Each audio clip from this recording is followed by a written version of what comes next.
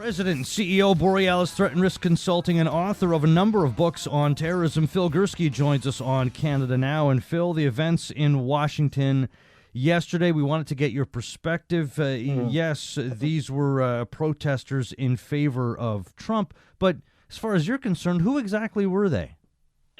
Well, belated Happy New Year, Jeff. We always talk about things like this on your program.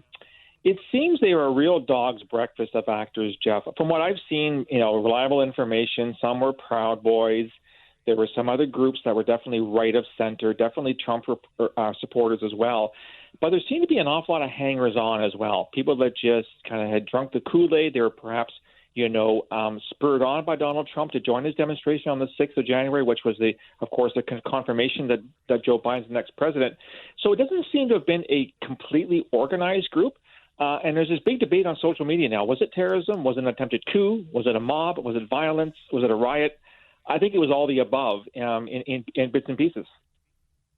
Well, how much planning and coordination went into yesterday? That remains to be determined. There certainly was some level of coordination because from what I've been told and what I've read online, the vast majority of people were from outside the D.C. area because, of course, D.C. is a highly Democratic area, right? They voted overwhelmingly for Joe Biden in the election. So those who would be Trump supporters would not be from Washington itself. There are reports of people traveling quite far. So there was some planning in terms of getting to Washington to make this statement, to continue this myth that the election was stolen. Insofar that has happened, that talks about some kind of pre-planning. Organized? I mean, that's another question. Was any one group behind it? The answer seems to be no. Were some groups behind some of it? The answer seems to be yes. Was this planning done on social media platforms and not the ones that you and I might be checking out on a daily basis? Yeah, I think so. I read a really good report on an American site this morning that said actors like this, so what we call, sort of writ large right-wing extremism, neo-Nazis, white supremacists, white nationalists, have been leaving en masse things like Twitter, where you and I communicate, and Facebook and LinkedIn, et cetera, and going to the more, shall we say, shadowy parts of the social media universe. And I even saw one accusation that U.S. law enforcement has been rather slow in following up on these other types of social media, meaning that they may not have been in the best position to plan for what happened yesterday. And I as you've seen, Jeff, a lot of criticism over the armed response by D.C. police, that they were there in far too few numbers, which allowed these yahoos to basically breach the Capitol building. A lot of questions to be answered on why law enforcement wasn't there in greater force. Well, so did U.S. law enforcement agencies underestimate them? Maybe. You know me, right? I'm loath to be overly critical of law enforcement, given the background that I have. Clearly, someone dropped the ball somewhere. They either underestimated what the possibility was. And here's another thing I'll just throw out there for your listeners. When I worked in security intelligence, Jeff, these types of threats and these types of statements they're a dime a dozen online. Everybody is big man on campus online. You don't have the resources to look into every single one of them. And the challenge is, which one of the 1,000 people that says stupid stuff online is going to translate that into stupid stuff in the real world? It's not an exact science. I'm not saying the police didn't make any mistakes, but in the United States right now, and in the atmosphere you have in the States right now, there are probably hundreds of thousands, if not millions of people who say stupid stuff online, and they're not all capable or even have the intention of actually doing anything about it. Well, what about these social media platforms? Whatever the one would be. Let's say it was done on this particular one. That one, if it's proven that, okay, the planning was done there was the planning, and that was the result of what happened. What happens to that social media platform? Well, one would hope they would have the social responsibility of taking down those accounts and, taking away access. I just read literally seconds ago, Jeff, before I came on the program, Twitter has suspended Donald Trump indefinitely for all the idiocy that he's been putting online. That's in a perfect world. That's what you would do. The problem is the sheer numbers. The second problem is the American First Amendment is very, very strong. And you can say just about anything without, short of actually saying, let's kill Jeff Sammut at 1 o'clock on Wednesday afternoon kind of thing. And any attempts to take down this stuff has an immediate, sort of backlash, like how dare you take away our freedom of speech. To you and me, I think as Canadians, it's pretty obvious this stuff shouldn't have been allowed to be on. But for a lot of people, you know what? Unless it's an actual advocacy of an act of violence, the First Amendment is protective in that regard. Twitter, Facebook, and Snapchat have frozen the president's accounts temporarily. The protesters yesterday, and you wrote about this on Twitter, seemed surprised at what they were able to achieve, at least at a certain point.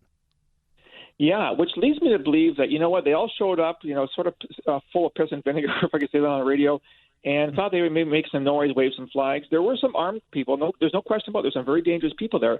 But it seems the vast majority were out there for a good time, make their statement, back up their claims that the election was stolen, support their president, et cetera. But I think they probably got to the door and thought, wait, we can go in? I mean, there's no phalanx of armed, law enforcement stopping us. We can actually get in the building. And then once there, it's kind of like a frat party. It's a bunch of guys running around and shouting and breaking windows and overturning desks and burning papers and stuff. So I think they probably were surprised that they weren't faced with a greater show of force by the DC police. It was like, oh my God, we can actually get in here. Wow, this is cool. Did they have a leader? Like, it seemed like a mishmash of groups with one common goal. I think it was a mishmash of groups. There's no question that there's one individual. You probably saw the pictures, Jeff, the guy with the buffalo hat and the American flag painted on his face.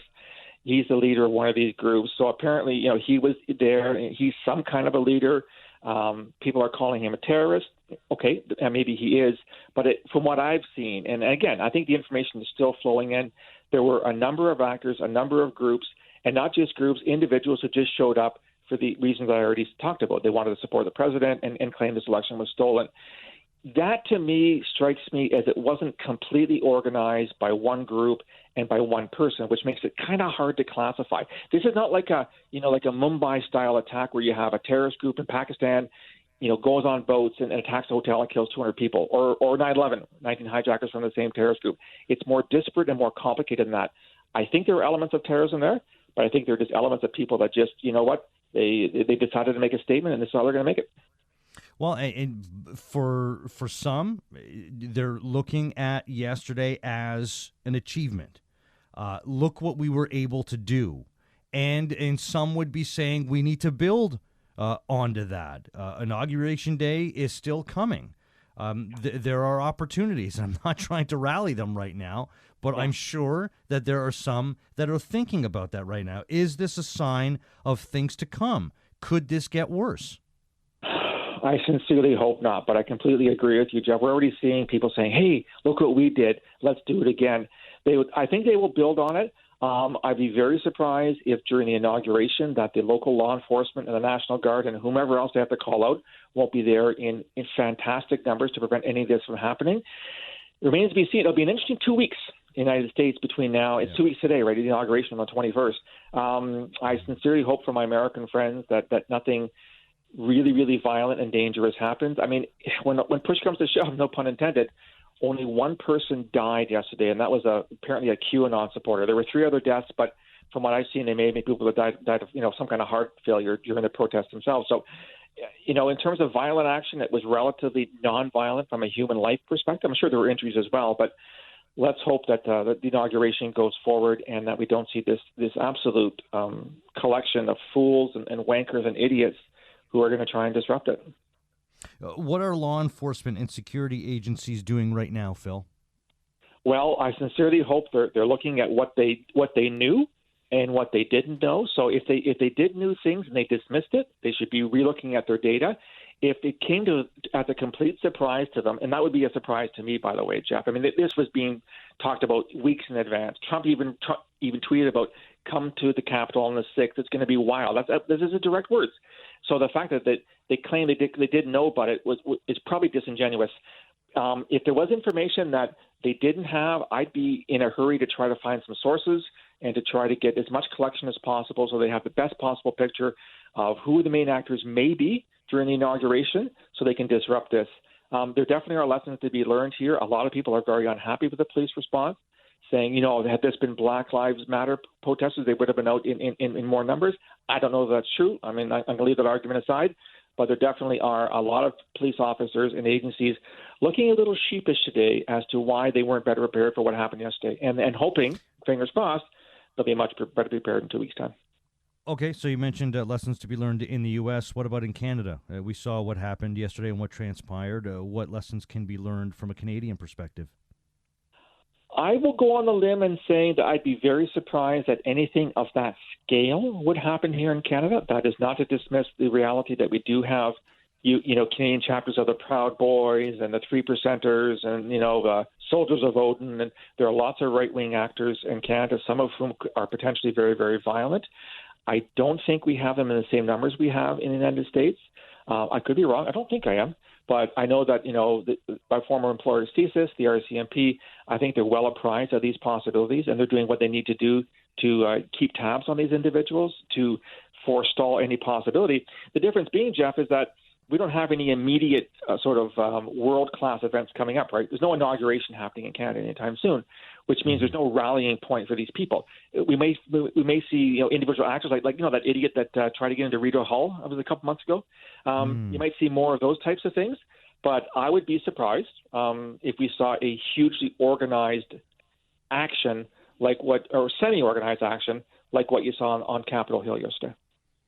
Check out BorealisThreatandRisk.com. Author, President, CEO, Borealis Threat and Risk Consulting, Phil Gurski. Phil, appreciate this. Thank you so much.